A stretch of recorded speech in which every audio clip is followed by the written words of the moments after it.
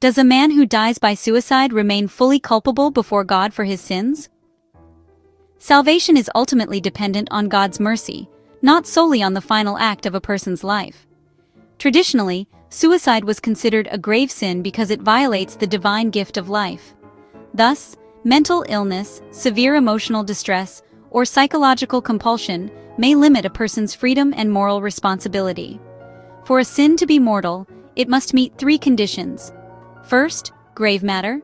Second, full knowledge of its sinfulness. Third, complete voluntary consent. While suicide is considered grave matter, a person struggling with deep depression or overwhelming despair may not act with full awareness or full interior consent. Thus, their subjective culpability may be significantly diminished.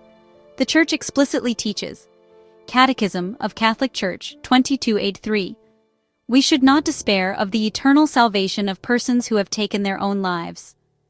This means that a person who dies by suicide may still attain salvation, especially if their mental condition impaired their ability to make a free and deliberate choice. Furthermore, God alone understands the human heart and sees beyond external actions. Scripture emphasizes that God is rich in mercy and desires that all people be saved. Therefore, even at the moment of death, if the person had any internal movement of turning toward God even in their final moments, divine mercy can reach them. Henceforth, yes, a man who dies by suicide can still be saved if his freedom was impaired by psychological suffering. Christian theology entrusts such souls to God's mercy, believing that divine compassion may prevail even in their final act.